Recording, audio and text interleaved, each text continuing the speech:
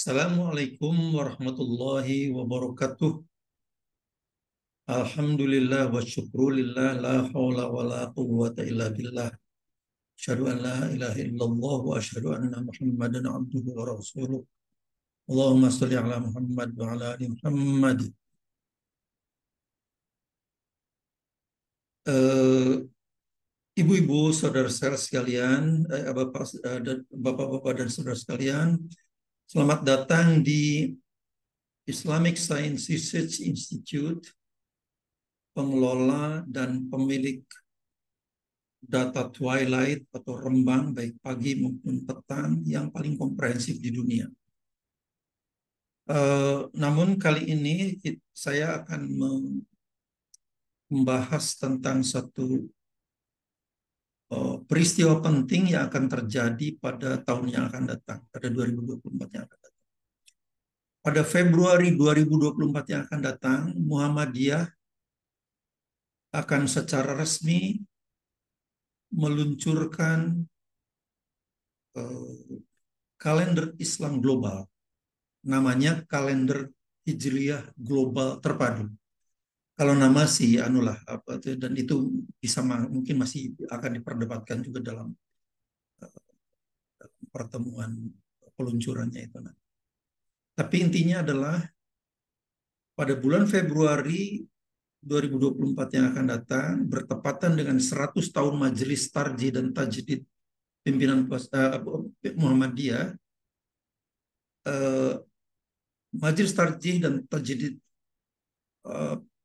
Muhammadiyah akan meluncurkan secara resmi kalender Islam global. Ini adalah suatu peristiwa yang sangat penting sekali. Secara pribadi saya sedikit memiliki keterkaitan emosional karena pada Muktamar Muhammadiyah 47 di Makassar, sayalah yang mengusulkan agar Muhammadiyah segera mengadopsi kalender Islam global ini. Karena beberapa penelitian yang saya sudah lakukan. Bagaimana duduk ceritanya, izinkan saya men-share bahan presentasi saya. Semoga ini bermanfaat.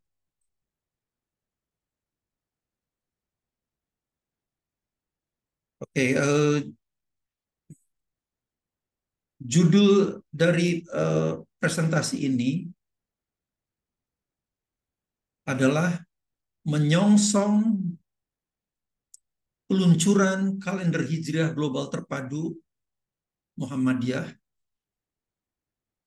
Seperti biasa, saya Tono Saksono dari Islamic Science Research Institute, Jakarta. Pendahuluan. Muhammadiyah sebetulnya mulai memikirkan tentang kalender Islam internasional itu pertama kali melalui sebuah simposium yang bertema The Effort Towards Unifying the Islamic International Calendar pada 2007. Saya ingat itu di Hotel Shahid di Jakarta terselenggaranya. Nah, jadi sudah berapa 16 tahun yang lalu kan. Hadir dalam kesempatan itu, dalam simposium itu adalah Profesor Ilyas dari Malaysia dan Muhammad Odeh dari Yordania. Nah, sebagai penulis buku, saya pernah menulis buku beberapa bulan sebelumnya, pada 21 Maret 2007, saya mempublikasikan buku yang berjudul Mengkompromikan Ru'yat dan Hisab. Nah, jadi mungkin karena saya menulis buku ini, saya kemudian diundang menjadi salah satu pembicara. Meskipun saya sebetulnya belum menjadi anggota Muhammadiyah pada saat itu.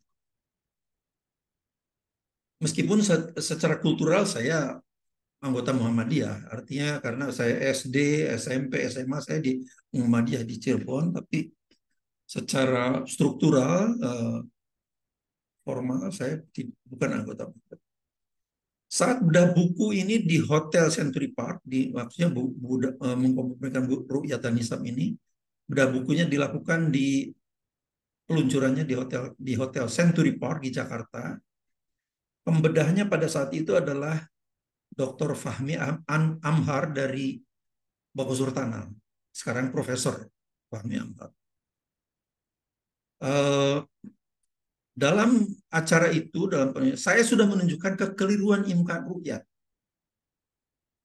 vis-a-vis bila dipersandingkan dengan konsep hilal siang hari. Jadi karena hilal itu siang hari itu ada. Ini persoalannya. Cuman memang pada saat itu pengetahuan kita eh, tentang ini juga masih terbatas, data masih terbatas gitu ya. Jadi memang saya bisa buktikan bahwa itu ada, apa tuh hilal siang hari itu ada, tapi bagaimana wujudnya dan sebagainya belum bisa, Pak. Karena itu anu ya, merupakan satu eh, kita pengetahuan kita masih sangat terbatas dengan software, dengan hardware dan sebagainya. Nah, pada 2008 sampai 2015, jadi setahun setelah saya menulis buku itu, saya kemudian diterima mengajar di University Tun Hussein On Malaysia di Johor, Malaysia. Nah, selama di Johor inilah, melalui MS Yahoo Groups itu adalah Muhammadiyah Society Yahoo Groups, saya terlibat pertengkaran, quote unquote ya, dengan para penganut imkan ru'yat. Yang terutama sekali adalah Profesor Thomas Jamaluddin. Jadi dalam kurun waktu itu kami sudah biasa menerima cemoohan dari Pak Thomas Jamaluddin bahwa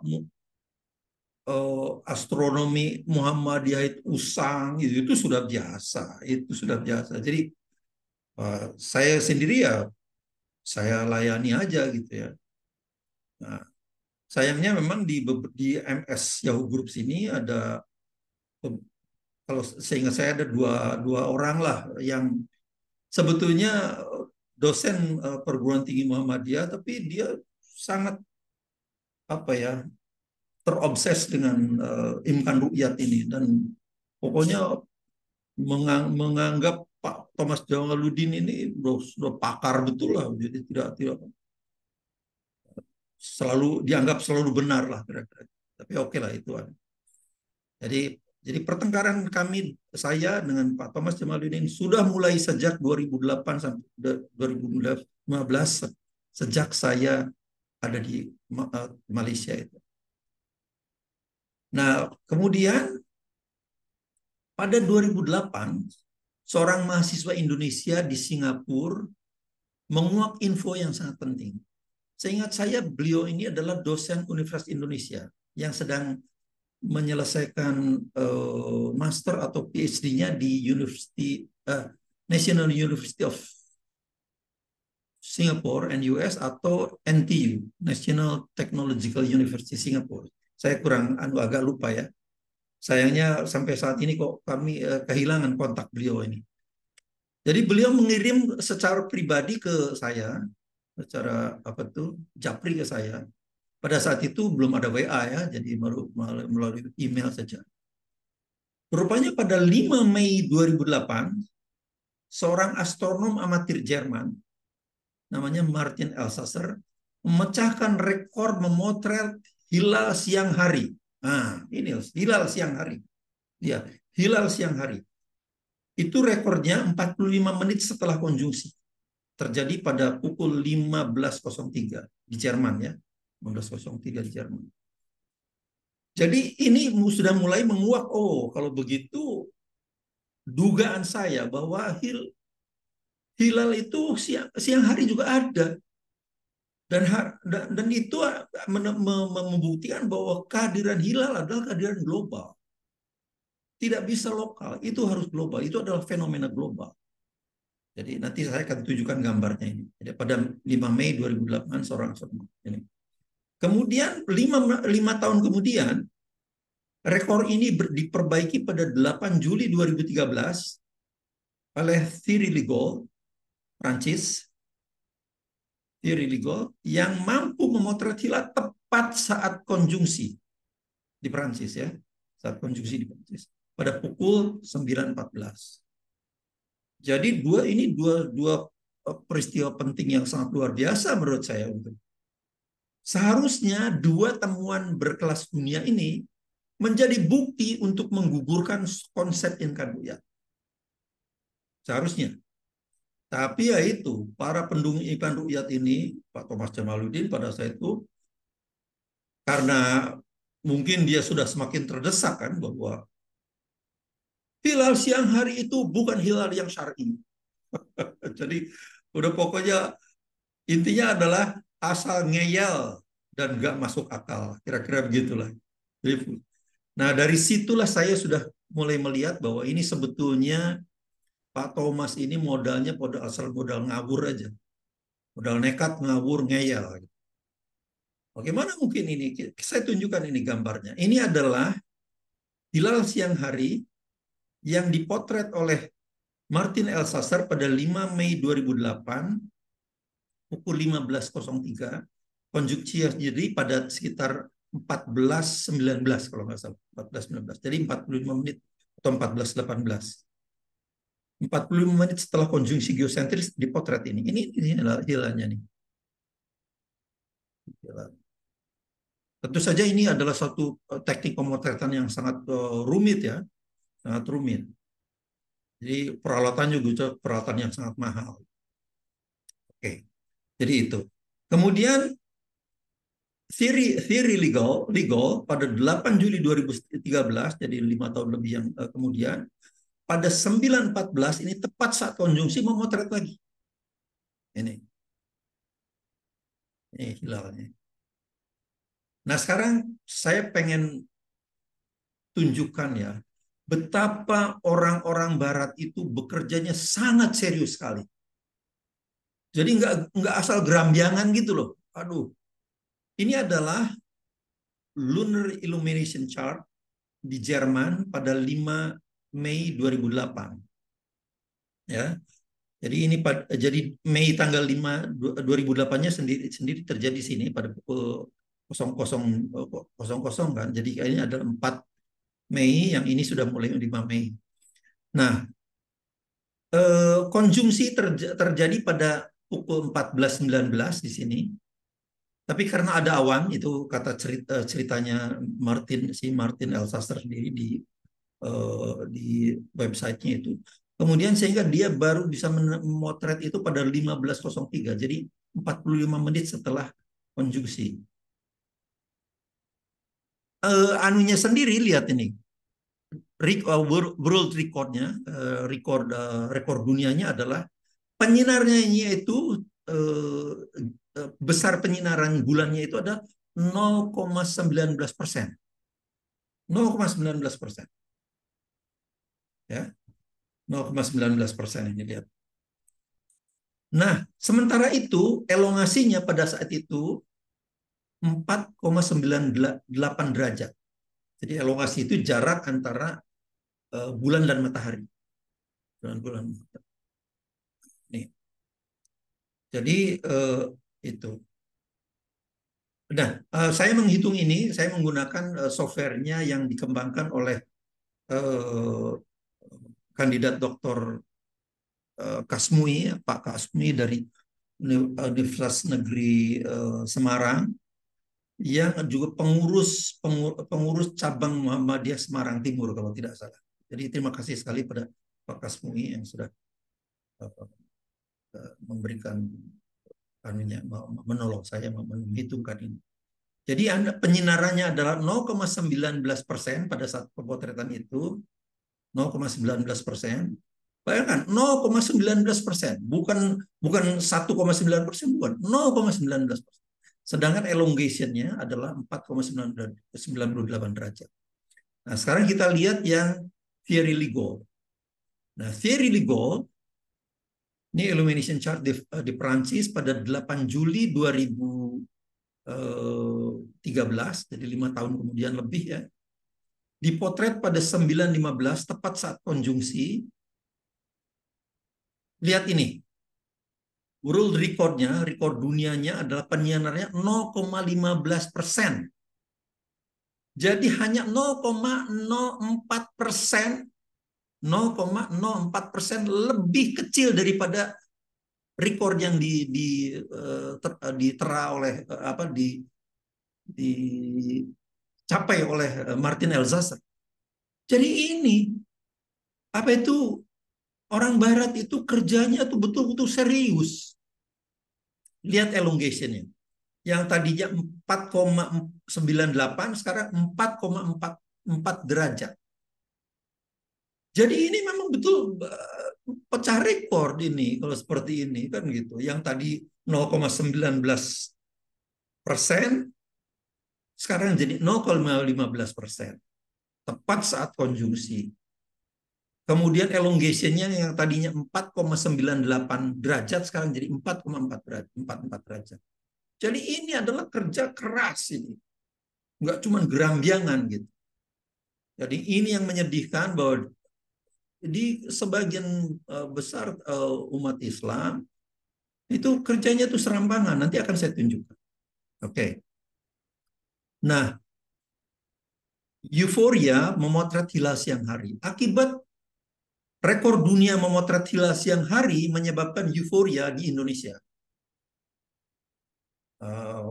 Kita tahulah saya juga masih di Malaysia ya, tapi saya mendengar kiprahnya Kiai Agus Mustafa di Malang atau Surabaya, mohon maaf saya. Beliau sangat anu sekali,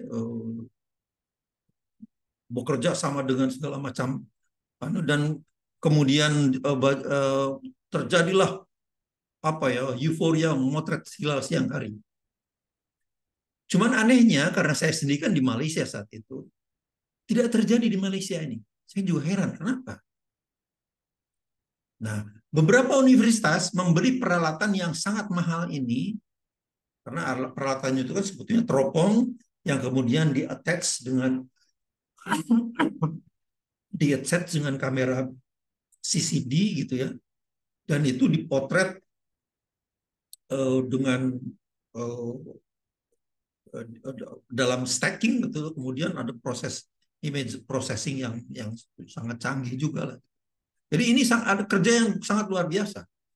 Jadi beberapa universitas di Indonesia membeli peralatan sangat mahal ini untuk berupaya memotret hilal siang hari, termasuk UHAMKA.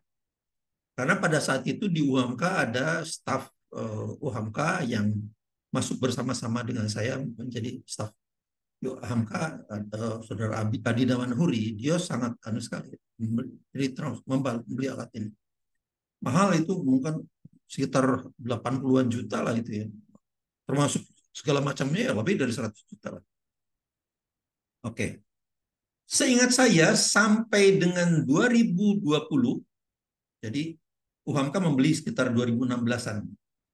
Kalau universitas yang lain ya mungkin sebelumnya, karena ketika saya masih di Malaysia udah pada membeli itu. Jadi pada saya berhenti dari Malaysia kan sekitar 2015-an. Jadi sebelum 2015 beberapa universitas perguruan tinggi Malaysia Muhammadiyah sudah membeli itu. Seingat saya sampai dengan tahun 2020 belum ada yang berhasil memotret hilal siang hari di Indonesia. Apakah karena kerjanya kurang keras atau bagaimana? Nah, to be honest, saya secara pribadi saya tidak terlalu tertarik karena untuk kalender Islam global, hilal adalah existentialism paradigm. Jadi paradigma keberadaan, bukan visibility paradigm. Jadi menurut saya Muhammadiyah sudah sangat betul sekali, meskipun diolok-olok Ustang dan sebagainya, itu existentialism paradigm. Paradigma kewujudan. Jadi wujud. Wujudnya itu di mana? Nggak apa-apa. Bisa siang hari, bisa di bawah ufuk, nggak apa-apa. Tapi begitu sudah hilal ada terbentuk, itulah sudah masuk hari pertama dalam satu bulan Islam.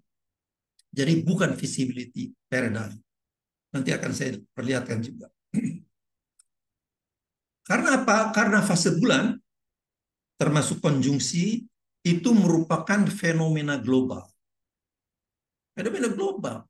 Jadi kalau misalnya konjungsi terjadi di London pada pukul 6 pagi misalnya, sudah ya? Atau di Greenwich lah, 6 pagi.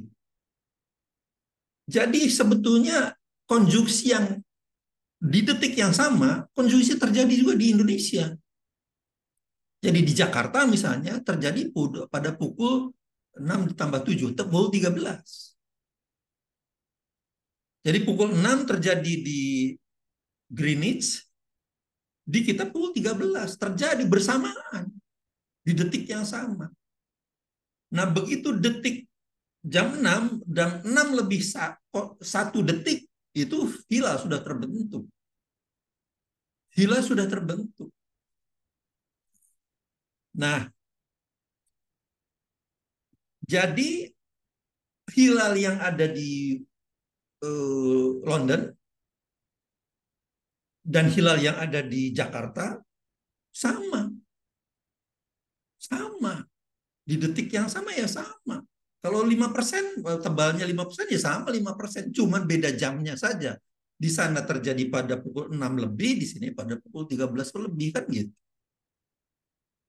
Lebihnya itu berapa tergantung ya, 1 detik, 2 detik, terus makin besar makin besar. Oke, Danyon yang menulis artikel pada 1932 menerbitkan artikel Le Astronomie yang menyimpulkan bahwa visibilitas hilal merupakan fenomena global, di mana elongasinya pada saat itu ya, pada saat itu tahun 1932 ya, ingat 1932, merupakan parameter visibilitas hilal. Jadi hanya elongasinya. Jadi itu elongasi itulah visibilitas apa parameter global. Jadi kalau misalnya di New Zealand terjadi katakanlah pukul 6 pagi terjadi ini ya terpisah dengan yang tadi isu yang pukul 6 di London tadi. Sekarang katakanlah terjadi elongasi pada jam 6 di New Zealand, katakanlah kurang dari 7 derajat menurut kriterianya Danyon, nggak kelihatan, nggak bisa dilihat.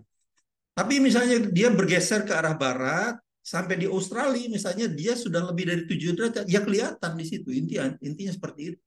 Jadi artinya global. Nah, Danyon ini tidak mohon maaf, sama sekali tidak ada mengkaitkan dengan ketinggian hilal. Tidak ada.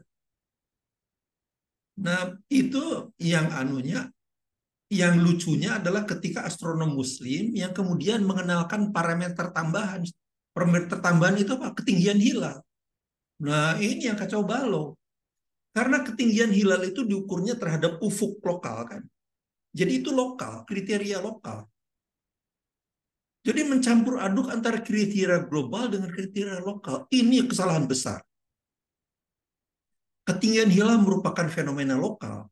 Jadi bagaimana mungkin sekarang ini kriteria MABIMS itu kan fenomena lokal dapat menegasikan fenomena global. Jadi kalau tidak kelihatan karena kurang dari ketinggian tertentu yang katakanlah sekarang 3 derajat, kemudian itu bukan hilal, itu kan ngawur itu. Ini adalah sebuah blunder saintifik. Blunder saintifik. Karena hilal itu juga fase-fase bulan yang lain adalah eksistensionalisme paradigm. Paradigma keberadaan, kewujudan. Bukan visibility paradigm. Jadi ini betul-betul blunder saintifik.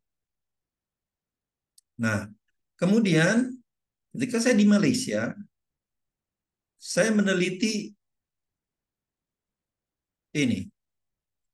Pada Maret 2011, saya memperoleh dana penelitian yang cukup besar dari the Ministry of Higher Education, Kerajaan Malaysia. Cukup besar juga. Karena saat itu saya mengajar di Faculty of Real Estate Management, maka saya meneliti dampak ekonomi dari tiadanya kalender Islam yang berlaku secara internasional itu. Jadi kalau Ya karena saya dapatnya kan sebagai peneliti dan pengajar di Faculty of Real Estate Management. Ya, cuman memang di Malaysia itu agak agak unik ya. Kalau kita melakukan penelitian seperti ini, biasanya kita merekrut mahasiswa-mahasiswa S2 atau S3 untuk membantu kita. Diberi gaji, itu gajinya cukup besar juga lah. Kalau kalau S3 itu, kalau dia S3, mengambil S3 barangkali kalau nggak salah sekitar 3.500 ringgit ya satu bulannya itu. Jadi itu kan kira-kira 11 jutaan lah, 12 jutaan gitu ya. Nah, kemudian kalau mahasiswa master saya agak lupa, kurang dari 2.000-an lah kalau nggak salah. Nah, 2.000 ringgit gitu ya. Nah, persoalannya employability lulusan Malaysia itu sangat sangat tinggi. Rate of employability-nya itu sangat tinggi. Jadi katakanlah ada mahasiswa yang oke, saya mau jadi asisten membantu riset saya. Setelah 3 bulan, tahu-tahu dia dapat kerja. Misalnya dia mahasiswa S2 atau S3 lah, katanya S3. Mau ambil S3 gitu. Jadi sudah lulus S2, mau ambil S3, kita kerjakan, kita jadi pembantu, kita gaji 3.000 atau 3.500, saya lupa ingat itu. Setelah 3 bulan ternyata dia, wah Pak, saya mohon maaf, saya akan keluar karena saya diterima di apa gitu. Wah, itu kan padahal kita sudah keluarkan uang. Jadi, nah karena seperti itulah saya akhirnya merekrut mahasiswa Indonesia saja. Itu pun cuma dapat satu saja. Satu. Jadi akhirnya ya semuanya ibaratnya saya bekerja sendiri. Saya kerjakan sendiri semuanya. 90% saya kerjakan sendiri. Jadi saya sudah terbiasa bekerja sendiri. Nah, pada 2014 kemudian laporan penelitian itu saya terbitkan menjadi sebuah buku. Kesimpulan terpentingnya adalah sangat urgent Muslim memerlukan kalender Islam global. Ini bukunya. Ini bukunya. Judulnya Pseudo Sharia Economy and Muslim Civilization Debt. Ada 255 halaman di sana. Tersedia saat ini di Amazon.com. Ada hutang zakat yang sangat besar. Mengapa? Karena kita tidak punya kalender Islam. Jadi sistem akunting semua bisnis Muslim di dunia, termasuk bank-bank syariah di dunia, itu adalah pembukaan bukunya pada 1 Januari dan penutupan bukunya 31 Desember. Silakan cek financial statement dari bank-bank syariah di dunia ya. Itu semuanya. 1 Januari, 31 Desember. Ada yang Juni, tapi ya selesainya ya 31 Mei, ada yang begitulah. Tapi ini 1 tahun Masehi. Saya bilang ini salah karena haul dalam kalender Islam itu haul itu bukan 365 hari tapi 354,5 hari. Kalender Islam kan, kalender Islam. Tapi karena kita tidak punya kalender Islam, jadi semua bisnis Muslim menggunakan 365 hari. Akibatnya 11,5 hari yang kelebihannya itu tidak terzakati. Jadi intinya buku ini adalah seperti itu. Kalau dia cuma beroperasi 1 tahun, 11,5 hari. Kalau 2 tahun, 23 hari. Kalau 30 tahun, 1 tahun tidak bayar hutang. Tidak bayar zakat. Tidak bayar zakat. Kalau 1.400 tahun sejak Islam lahir dan committed oleh semua bisnis Muslim di dunia, buku saya ini mentaksir kira-kira 10 triliun dolar adalah hutang zakat kita sama Allah. Ya sebetulnya ada yang kemudian membuat ya itu kan gampang sekarang anunya jangan 2,5% tapi 2,7% misalnya gitu. Iyalah, tapi kalau itu sangat sederhana sekali Kak. Bagaimana kalau menghitung misalnya yang 1.400 tahun sampai sekarang ini? Bagaimana ngitungnya coba kalau pakai 2,7% itu? Kan susah juga, nggak bisa. Dan keuntungan apa itu? Keuntungan bisnis itu kan fluktuasi, tidak flat gitu, enggak, berfluktuasi. Jadi tidak bisa kalau dengan rumus yang sangat sederhana 2,7% itu. Jadi untuk itu saya harus belajar econometrics, ya, econometrics. Yang untuk mahasiswa ekonomi saja itu adalah momok, ya. Buku ini dalam persiapannya ya memenangkan 3 Best Paper Awards dalam bidang Islamic Banking, Islamic Finance, dan Marketing. 1 di Abu Dhabi, 2 di Kuala Lumpur. Malah yang di Abu Dhabi itu saya memenangkan $5.000 anunya itu, apanya, price money-nya. Nah, saya ingat sekali ketika saya diwawancara oleh para panelisnya ya. Panelisnya adalah profesor-profesor ekonomi. Dia tanya ke saya, saya I'm an economist by blood, dia bilang. Saya adalah seorang ekonom bahkan darah saya itu ekonomi lah kira-kira begitu. Tapi saya tidak sempat berpikir seperti ini. Anda seorang insinyur, tapi kok bisa berpikir seperti ini, dia bilang.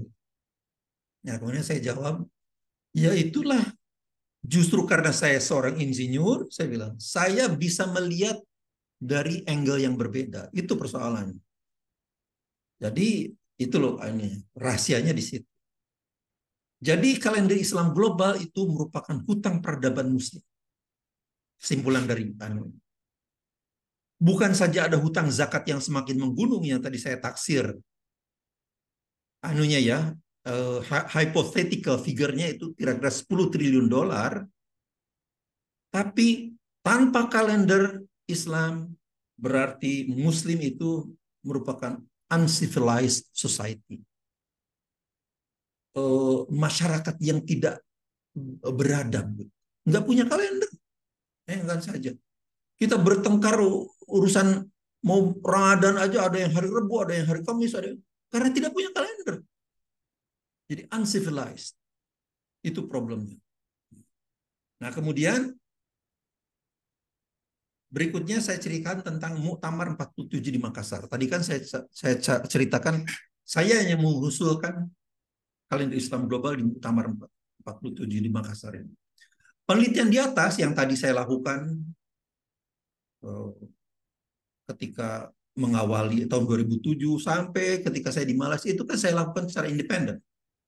Saya bukan anggota Muhammadiyah dan saya tidak juga independen, bukan apa tuh anggota Majelis Tarjih apalagi.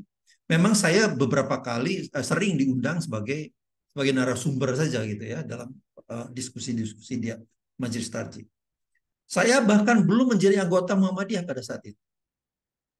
Nah, selesai kontrak di UTHM pada akhir Maret 2015, di kurun yang sama rupanya, Majelis Tarjih itu sudah lama terlibat dengan diskusi internasional tentang kalender Islam global. Ini diwakili oleh Profesor Syamsul Anwar. Jadi betul-betul paralel lah MTT sebetulnya melakukan kajian-kajian yang intensif tentang kalender Islam global. Saya sendiri secara independen melakukannya sendiri. Nah, kemudian pada 2015, Profesor Zamroni yang pada saat itu adalah salah seorang ketua pimpinan Pusat Muhammadiyah. Karena beliau ini adalah tetangga saya di Kauman, di Yogyakarta ya. Mengundang saya karena beliau tahu bahwa saya banyak punya perhatian yang besar pada ilmu falak lah gitu. Kemudian mengundang saya sebagai peninjau pada Muktamar Muhammadiyah 47 di Makassar. 3 sampai 7 Agustus 2015. Jadi setelah saya pensiun dari Malaysia itu. Dalam sebuah sidang komisi, disinilah di Muktamar Indra saya ketemu dengan kawan-kawan lama di Kauman, diantaranya dengan Pak Agus Jamil, junior saya di Kauman, sahabat dari adik ipar saya, kemudian dengan dengan dokter, mungkin sudah profesor sekarang, Munifi. Munifi, yang beliau itu adalah cucu dari Kiai Haji Ahmad Dahlan. Pada saat itu beliau adalah Ketua Umum Ikatan Arsitek Indonesia. Jadi banyak juga lah bertemu dengan kawan-kawan lama di sana. Dalam sebuah sidang komisi, saya agak lupa, mungkin komisi C atau D, agak lupa saya. Kayak saya sebetulnya saya mengacung ya, saya pengen anu lah mengusul gitu. Tapi wah, begitu ramainya orang yang pengen bicara lah gitu ya.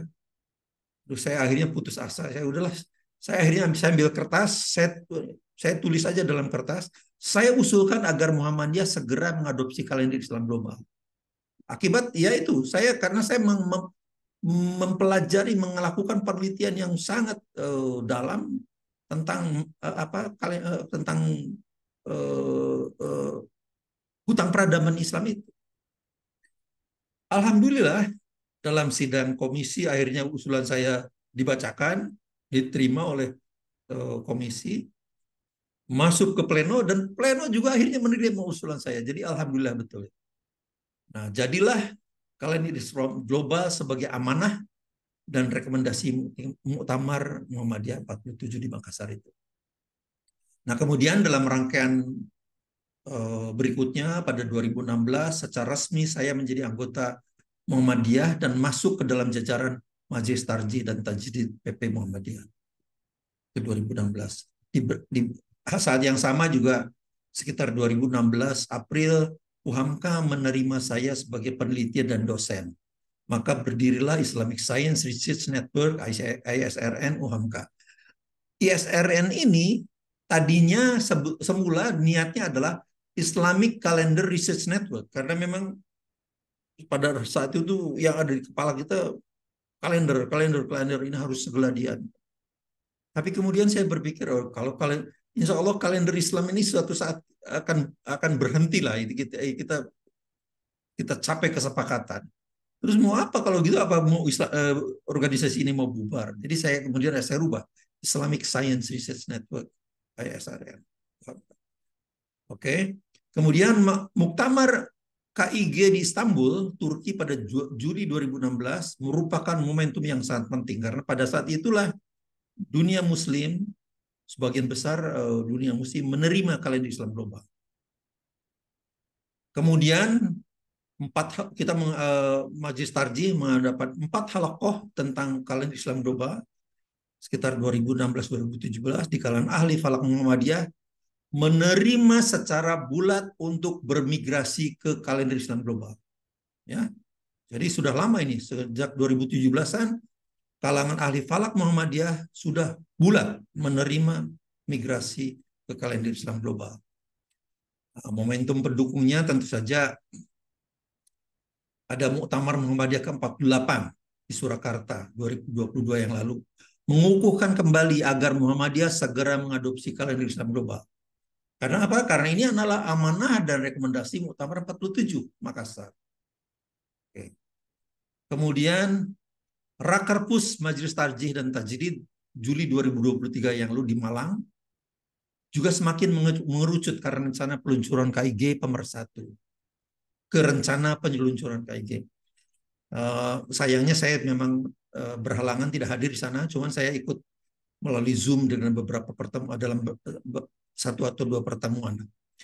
Kemudian di Rakerpus MTT ini dukungan datang dari Dr. Zulfikar Ali Shah, yang beliau ini adalah Secretary General Fiqh Council of North America. Jadi organisasi yang sangat penting sekali. Jadi Dewan Fatwanya Islamic Society of North America, ISNA, itu adalah Fiqh Council of North America. Beliau juga sangat mendukung dan satu frekuensi lah dengan kita. Kemudian ada dari Dr. Ahmad Jaballah dari European Council for Fatwa and Research juga memperkuat niatan Muhammadiyah ini. Kemudian yang tidak kalah serunya adalah Dr. Oman Fatur Rahman ini memimpin penyusunan kalender Hijriah global terpadu kriteria Istanbul untuk 100 tahun ke depan.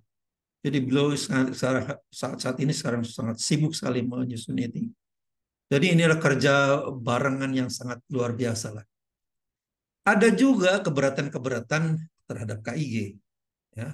Salah satu di antaranya adalah suara-suara dari terutama Pak Thomas Jamaluddin dari tim Hisab Ruqyat Kemenag gitu. Capai dulu lah kesepakatan nasional dan regional, misalnya Mabims. Baru kemudian beralih ke kesepakatan global.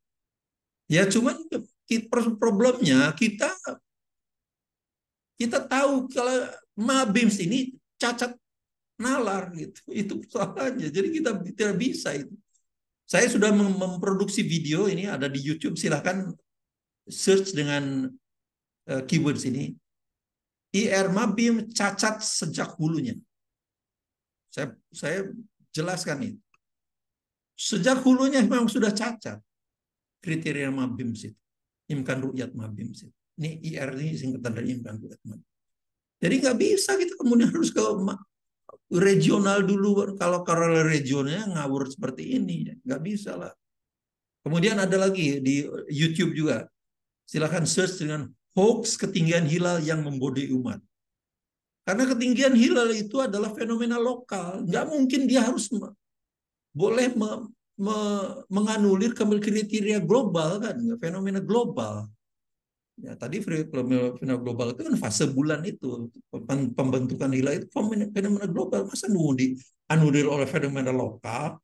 Nanti yang lebih lokal lagi akan menganulir lagi kan gitu. Misalnya sakit mata nggak bisa ngelihat, oh itu ya, udah dianggap kacau itu kalau kriteria lokal begitu harus bisa. Jadi silakan ada masuk ke YouTube, ketik ini hoax ketinggian hilal yang membodohi umat atau yang tadi IR Mabim cacat sejak dulunya. Nah, rencana penjeluncurannya adalah begini. Migrasi dari wujud hilal ke kalender hijriah global terpadu adalah sebuah keniscayaan. Ya, setelah kajian saintifik yang panjang oleh seluruh jajaran Muhammadiyah ya, selama 16 tahun dari 2007 sampai 2023 melalui sinergi semua jajaran Majelis Tarjih dan Tajdid, baik di pusat maupun di wilayah-wilayah, di daerah, di cabang. Rencana peluncurannya akan bertepatan dengan 100 tahun Majelis Tarjih dan Tajdid Muhammadiyah, yaitu pada bulan Sya'ban 1445 atau Februari 2024 yang akan datang. Nah, Ramadan insya Allah, Ramadan 1445 Hijriah yang akan datang, Muhammadiyah sudah akan menggunakan kalender Hijriah global terpadu. Insya Allah. Insya Allah. Konsolidasi dan sosialisasi internal akan dilaksanakan di 6 perguruan tinggi Muhammadiyah sejak Oktober 2023 yang akan datang sampai dengan Januari 2024. Ya. Pertama kali di Universitas Muhammadiyah Sumatera Utara, Medan pada 13-14 Oktober 2023. Kemudian akan menyusul di Universitas Muhammadiyah Mataram, Nusa Tenggara Barat, Universitas Ahmad Dahlan, Yogyakarta, Universitas Muhammadiyah Bandung, Jabar, Universitas Muhammadiyah Kalimantan Timur di Kalimantan Timur, Universitas Muhammadiyah Makassar, Sulawesi Selatan. Jadi ini rangkaian kerja besar. Kegiatan ini akan diikuti dengan pelatihan-pelatihan teknis agar para ahli falak di pengurus cabang Muhammadiyah, pengurus daerah Muhammadiyah di kabupaten dan kota, kalau PCM itu kan kecamatan, PWM di pengurus wilayah itu di provinsi, maupun PTM, Perguruan Tinggi Muhammadiyah, agar memahami secara teknis filosofi kalender hijriah global terpadu. Disiapkan juga bila mereka menerima cemoohan yang sering dilontarkan semacam tuduhan astronomi usang lah, itu udah kita balikkan aja bahwa astronomi Anda itu yang usang. Jadi itu akan kita bekali semua ini PCM, PDM, PWM dan PTM. Peluncurannya resmi sendiri akan terjadi pada Februari 24 ya 2024 yang akan dilakukan di Universitas Muhammadiyah Pekalongan Pekajangan UMPP, di mana 100 tahun yang lalu Majelis Tarjih dan Tajdid lahir. Sebagai peneliti, saya berharap Muhammadiyah juga agar segera mengkoreksi ketetapan Munas Tarjih 2020 tentang waktu fajar saat matahari 18 derajat di bawah ufuk. Ya, ini juga saya saya usulkan. Memelopori mengkoreksi kehadiran fajar global. Karena saat ini kehadiran fajar global itu di Amerika menggunakan 15 derajat di bawah ufuk. Mesir 19,5 derajat di bawah ufuk. Saudi Arabia 19 derajat. Eropa seumumnya pakai 18 derajat. Indonesia pakai 20 derajat, meskipun Muhammadiyah pakai 18 derajat. Brunei, Singapura masih 20 derajat. Meskipun Malaysia 18 derajat. Jadi kacau balau. Padahal ini adalah kehadiran global juga. Fajar itu kehadiran global. Ya. Saat ini saya telah memiliki sekitar 2.500 data twilight, baik pagi maupun malam, yang diambil dari 5 benua. Ya, dari 5 benua. Ini adalah aset saintifik tentang fajar yang paling besar di dunia. Secara saintifik, sudah saya pastikan bahwa fajar astronomis minus 18 derajat di bawah 18 derajat di bawah ufuk itu adalah hoax yang tidak pernah ada. Jadi Munas Tarjih 2020 yang lalu harus segera dikoreksi. Mudah-mudahan ini menjadi perhatian Muhammadiyah. Semoga bermanfaat. Assalamualaikum warahmatullahi wabarakatuh.